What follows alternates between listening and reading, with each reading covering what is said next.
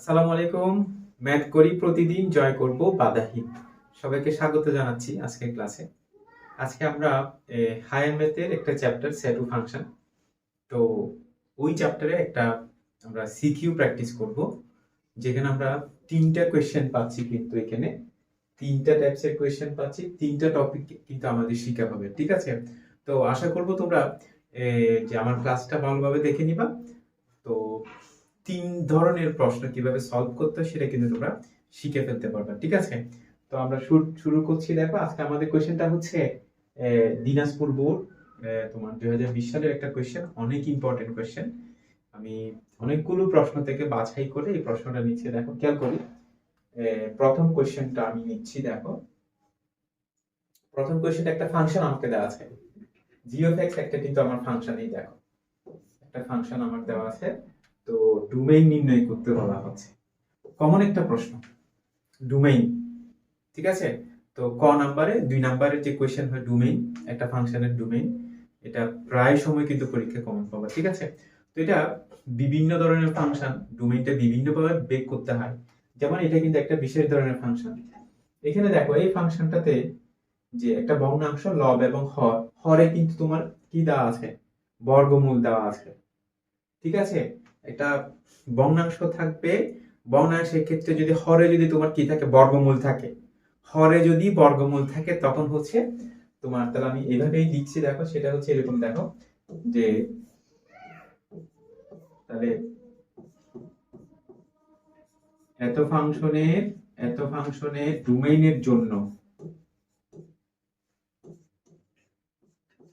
এত ফাংশনের ডোমেইনের জন্য আসলে আমরা, তো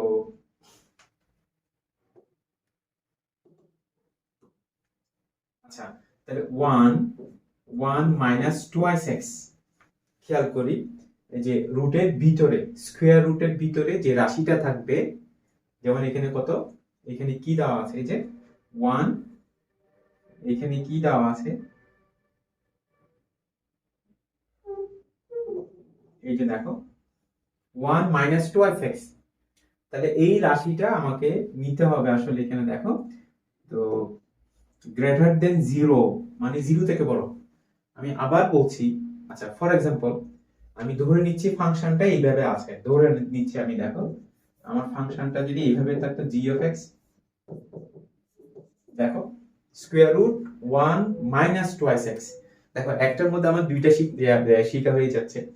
যদি এইভাবে থাকতো, তাহলে আমি ডোমেইনের জন্য যেটা করতাম সেটা হচ্ছে রুটের ভিতরে যে রাশিটা থাকবে সেটা সমান আমরা ধরবো এরকম 1 মাইনাস টোয়াইস এক্স, তো গ্রেটার দেন ইকুয়াল জিরো।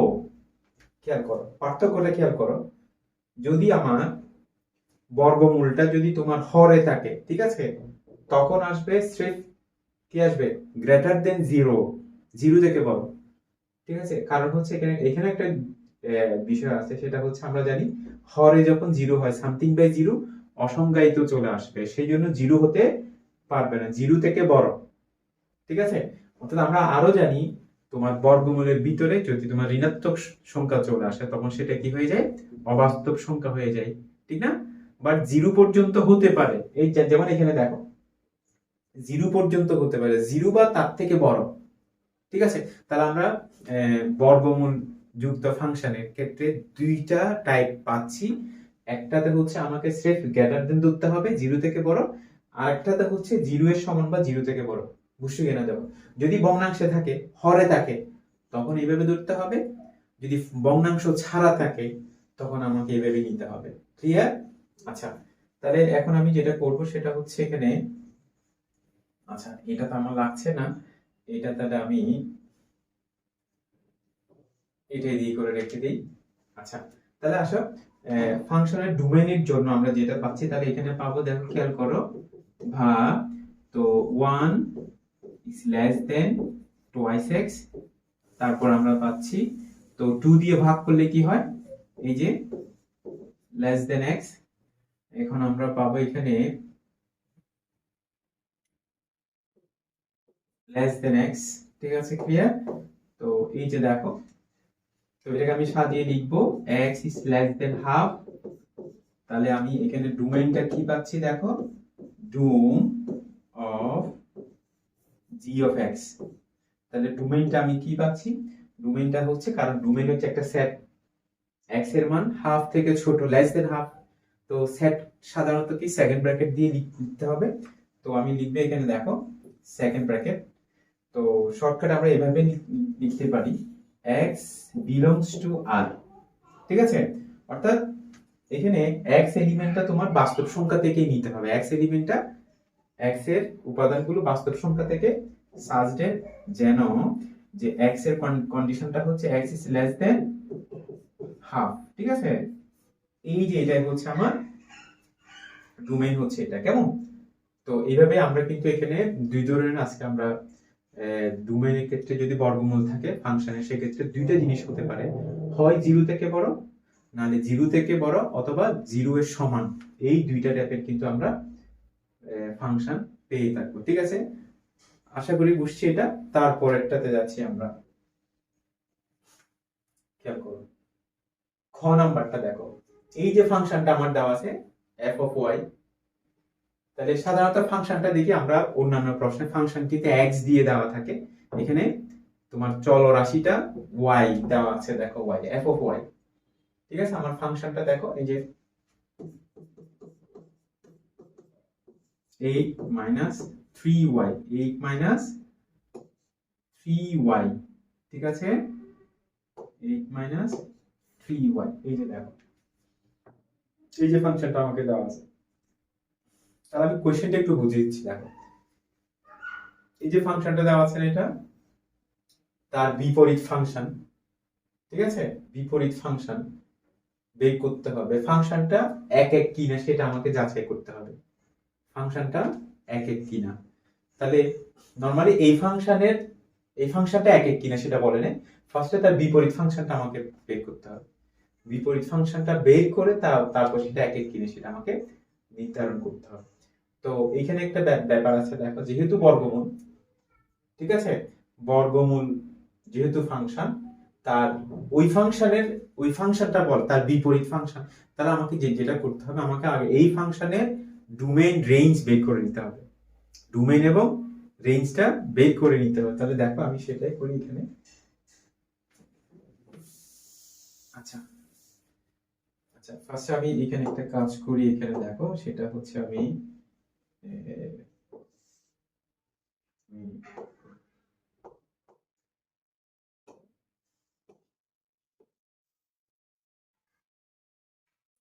দুইটা ভাগে ভাগ করে নিলাম। ফার্স্টে যেটা করতে হবে, আমার কি দেওয়া আছে দেখো এখানে, আমি লিখছি এখানে দেওয়া আছে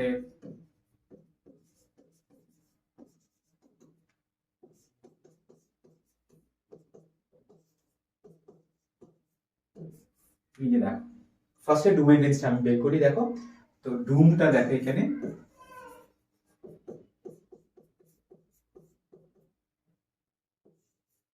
খেয়াল করো, ঠিক আছে।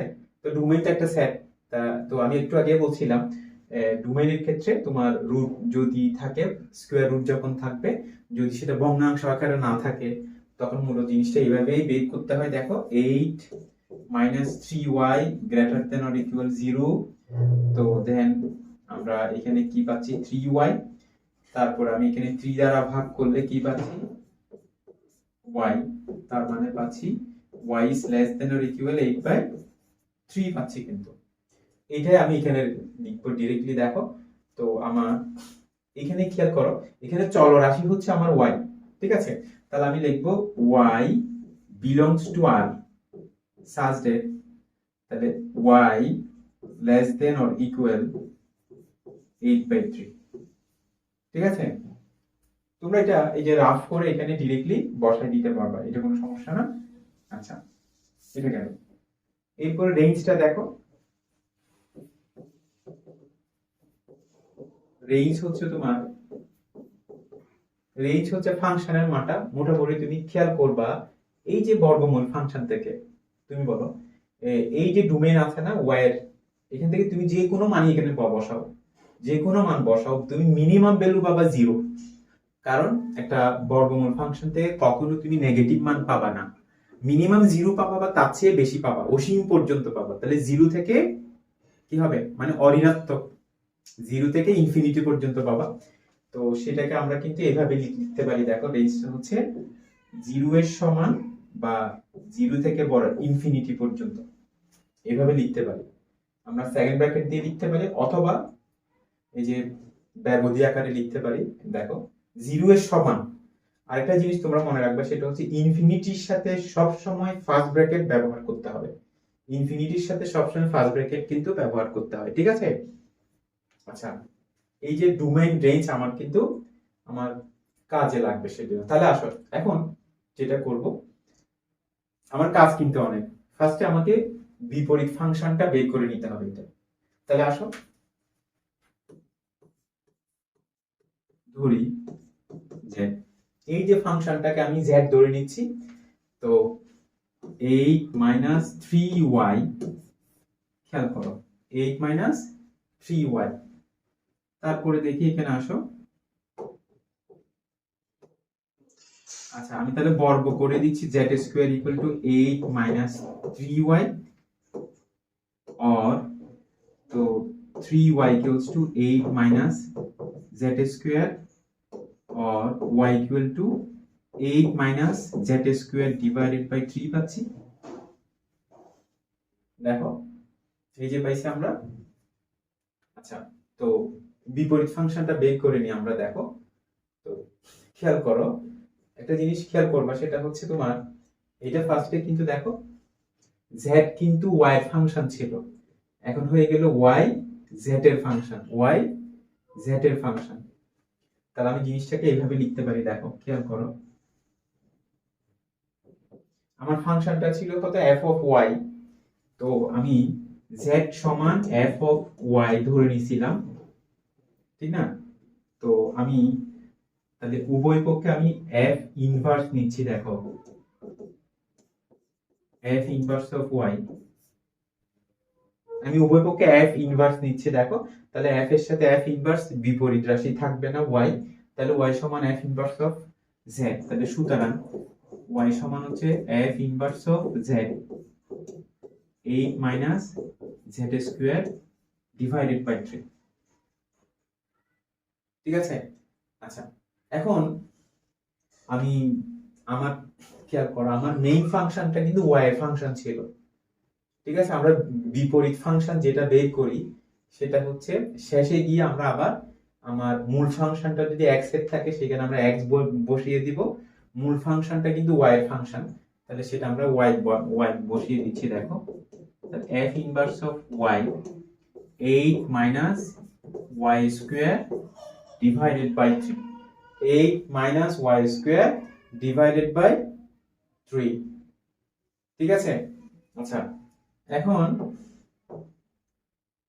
খেয়াল করো, তাহলে আমি দেখো বিপরীত ফাংশনটা কিন্তু আমি পেয়ে গেছি। এখন আমাকে যেটা বের করতে হবে, এটা এক এক ফাংশন কিনে সেটা যাচাই করতে হবে, ঠিক আছে? আচ্ছা, তাহলে আমি একটা কাজ করি, সেটা হচ্ছে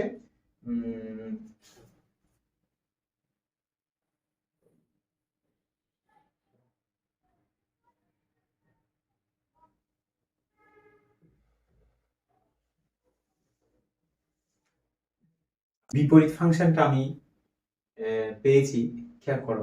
তাহলে বিপরীত ফাংশনটা এক এক ফাংশন কিনা সেটা আমাকে যাচাই করতে হবে। তো সেটার জন্য আমাকে এই যে বিপরীত ফাংশনের ডোমেইনটা লাগবে, এই ফাংশনের ডোমেইনটা কত। তাহলে খেয়াল করো, আমি সেই জন্য আমার মেইন ফাংশন যেটা ছিল, এই যে আমার ফাংশনটা, খেয়াল করো আমার যে ফাংশনটা ছিল, যে এই যে দেখো মেইন ফাংশনে কিন্তু আমি ডোমেইন এবং রেঞ্জ বের করে রাখছিলাম। খেয়াল করো এই যে এটা রেঞ্জটা কত ছিল, রেঞ্জ এই যে এটা রেঞ্জ ছিল যে তোমার এই যে 0 থেকে ইনফিনিটি কিন্তু ছিল, এই যে দেখো রেঞ্জ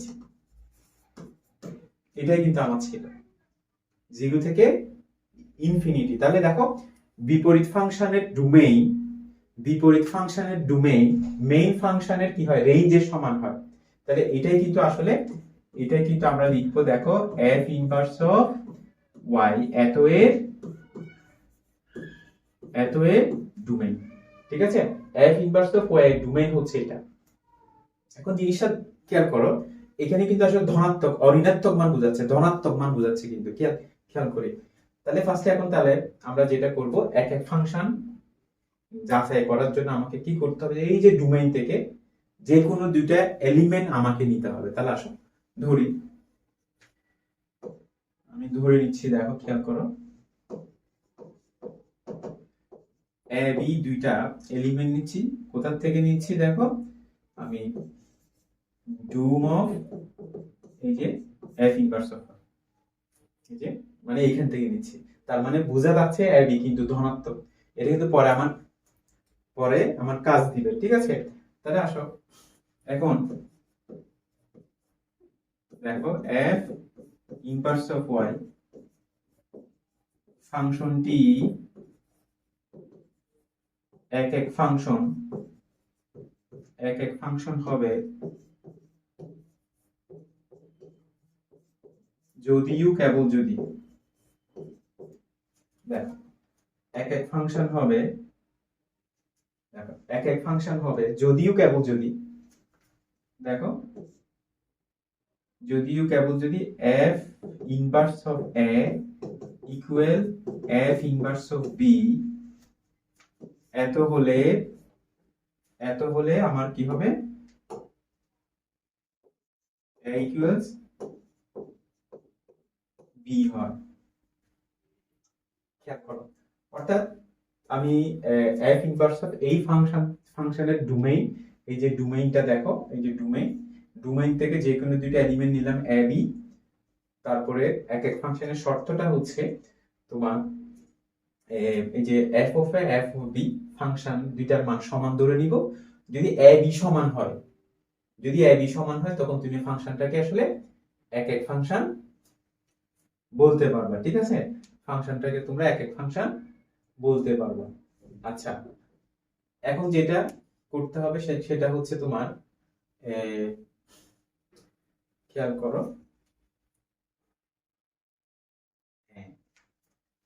একটা কাজ করি, এটা মুছে দিচ্ছি, তোমাদের তো এটা লেখা আছে।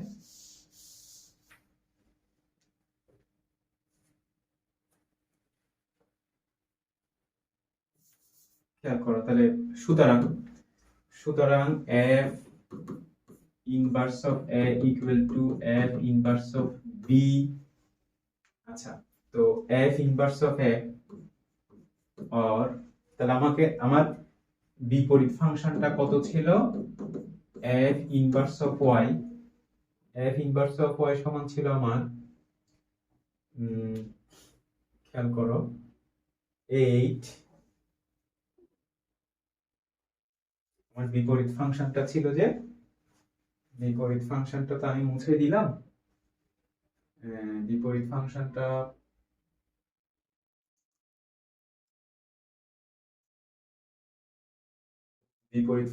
কত ছিল আমার, বিপরীত ফাংশনটা ছিল যে তোমার জেড, তারপরে 8 minus Z square 8 minus 3y, তো y ইকুয়াল টু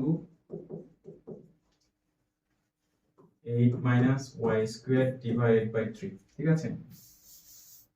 দেখো এটাই ছিল আমার বিপরীত ফাংশনটা ছিল। এখন আমরা এটা এখানে দেখো সমান ধরে নিচ্ছি, তাহলে 8 minus a square divided by 3, 8 minus b square divided by 3, ঠিক আছে, or 8 minus a square equal to 8 minus b square, or তো আমি 8 দিয়ে বিয়োগ করে দিচ্ছি, minus a square equal to minus b square, or a square equal to b square।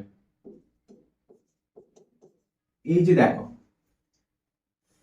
আমি এখানে দেখো তোমার ডোমেইনটা কেন দরকার ছিল, কারণ তুমি যদি বর্গমূল করবে তখন প্লাস মাইনাস সাইন দিতে হয়।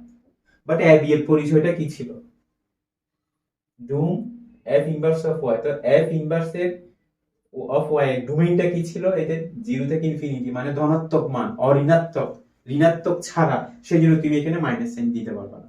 তাহলে দেখো ফাংশন সমান ধরে ভ্যালু সমান আসছে, ভ্যালুটা সমান আসছে, তাহলে আমরা অতএব বলতে পারবো ফাংশনটি একটি একক ফাংশন, ঠিক না।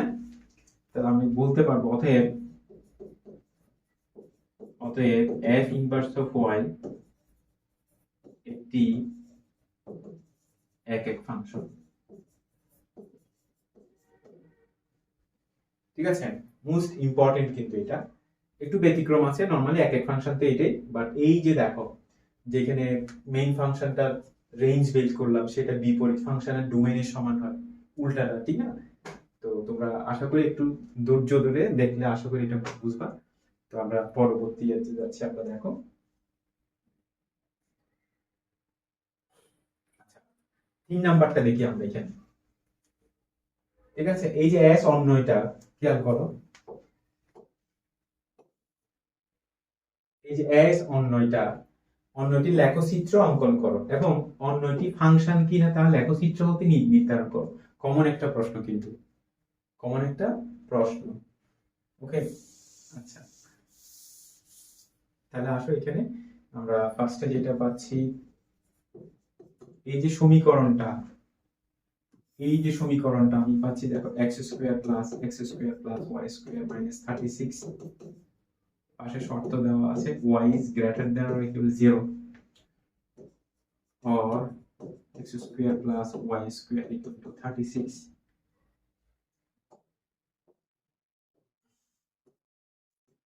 x minus 0 whole square plus y minus 0 whole square equal to 6 square.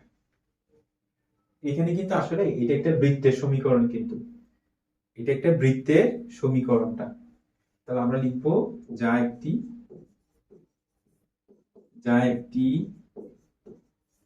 বৃত্তের সমীকরণ,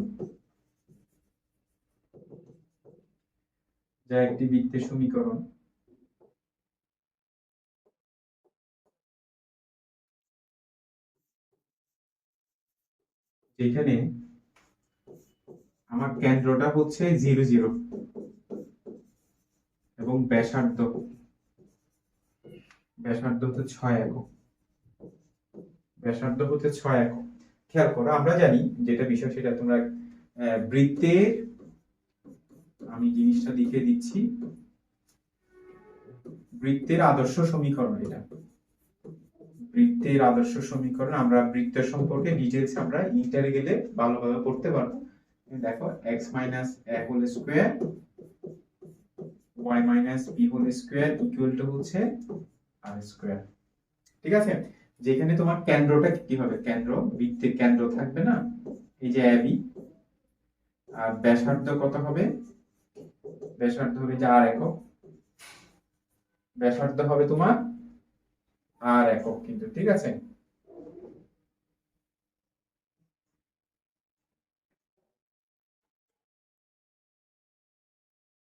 আচ্ছা, তাহলে সেই হিসেবে আমরা এটা পাইছি। এখন এই যে শর্তটা, একটা শর্ত দেওয়া আছে, দেখো y এর ভ্যালুটা, এই শর্তটা কিন্তু আমার মেইন জিনিস, এই যে এটা y এর ভ্যালুটা 0 এর সমান বা 0 থেকে বড়। তাহলে আসো আমি জিনিসটা, আমি একটা তাহলে একটা এখানে কি বলছে, অন্যটি ফাংশন কিনা লেখচিত্র হতে প্রমাণ করতে বলছে। এই যে দেখো লেখচিত্রটা, তাহলে আমি লিখে নিচ্ছি, দেখো এই যে লেখচিত্রটা, আমার কাছে একটা গ্রাফ আছে, দেখো আমি জিনিসটা এঁকে দেখাচ্ছি। ফার্স্টে তাহলে আমরা, আমি একটা অক্ষ নিচ্ছি তোমাদের জন্য, দেখো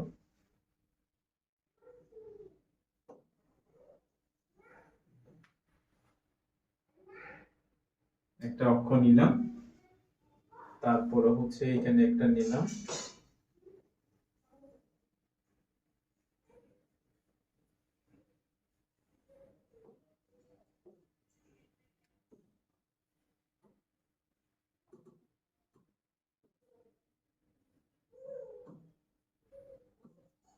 আচ্ছা x ও x প্রাইম, y ও y প্রাইম, ঠিক আছে? তো আমার বৃত্তের কেন্দ্রটা কত ছিল, দেখো আমার কেন্দ্রটা ছিল যে তোমার কেন্দ্র ছিল 0 0 আর ব্যাসার্ধ ছিল 6 একক, কেমন? তো 0 0 মানে তো মূল বিন্দু, এই যে মূল বিন্দু, তাহলে 6 একক ব্যাসার্ধের একটা বৃত্ত আঁকবো আমি, 6 একক ব্যাসার্ধের একটা বৃত্ত আঁকবো আমি। এই যে আমি এখান থেকে একটা কম্পাস নিচ্ছি, এখন দেখো, আচ্ছা এই যে আমি একটা কম্পাস নিলাম এখানে। তো আমি একটা বিষয়, সেটা হচ্ছে আমি 1 একক সমান 1 ঘর হিসেব করতে পারি, 1 একক সমান 2 ঘর হিসেব করতে পারি।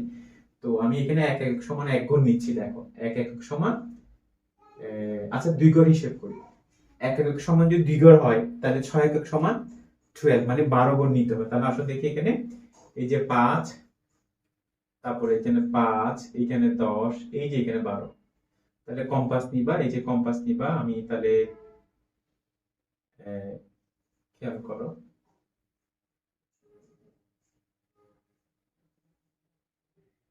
এই যে দেখো 5, 10, 12, 12 করে নিলাম।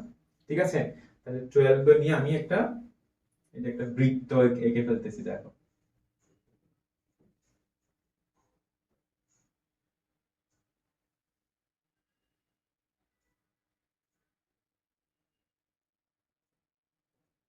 এই যে খেয়াল করো। এখন আমি কিন্তু এখানে মূলত অর্ধবৃত্ত আঁকছি। দেখো অর্ধবৃত্ত কিন্তু আঁকছি কেন? ওই যে আমার সমীকরণটাতে কি দেয়া ছিল একটু দেখো তো। ওখানে ছিল x minus 0 whole square plus y minus 0 whole square equal to 6 square, যেখানে y is greater than or equal 0।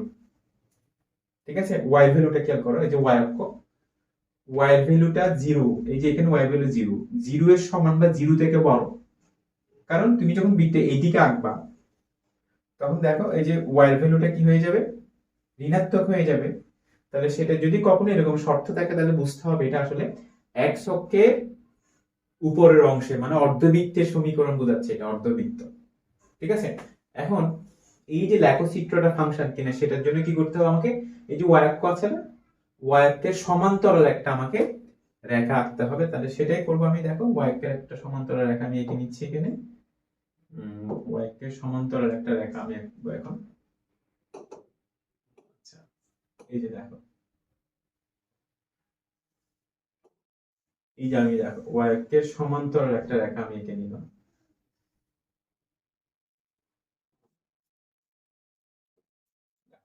y অক্ষের সমান্তরাল একটা রেখা আমি আঁকলাম।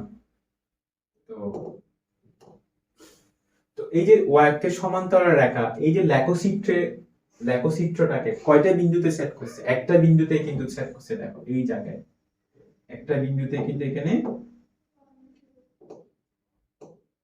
সেট করছে, এই যে একটা বিন্দুতে সেট করছে, সেটাই। ঠিক আছে, তাহলে আমরা এখন যেটা লিখবো সেটা হচ্ছে এরকম যে এই যে ফিগারটা দেখো, এই যে ফিগারটা একটু বর্ণনা দেওয়া দিতে হবে। তাহলে এখানে দেখো গ্রাফ পেপারে অঙ্কিত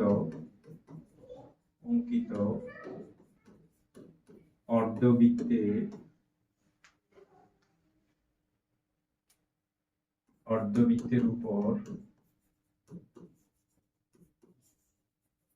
গ্রাফ পেপারে অঙ্কিত অর্ধবৃত্তের উপর অঙ্কিত y অক্ষের সমান্তরাল রেখা,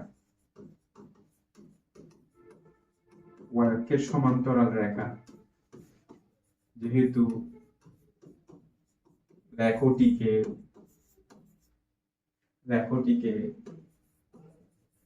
একটি বিন্দুতে ছেদ করে, সেহেতু অন্যটি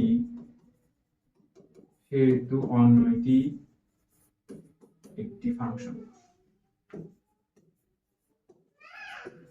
সেহেতু অন্যটি একটা ফাংশন। এই এতটুকুই এনাফ, এর থেকে বেশি আর লাগবে না। ঠিক আছে, তাহলে তোমাদের সাথে আরেকটা কোয়েশ্চেন আবার দেখা হচ্ছে। আল্লাহ হাফেজ, আসসালামু আলাইকুম।